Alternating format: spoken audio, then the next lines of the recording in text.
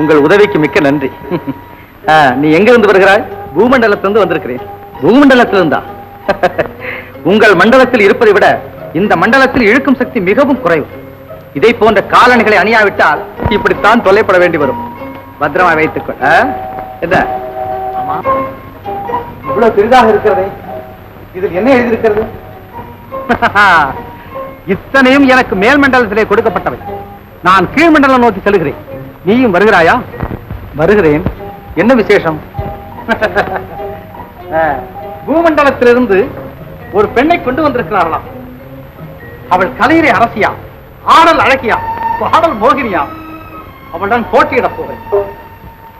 என்ன நான் சொல்வது உனக்கு புரிகிறதா? உன்னைத்தான்.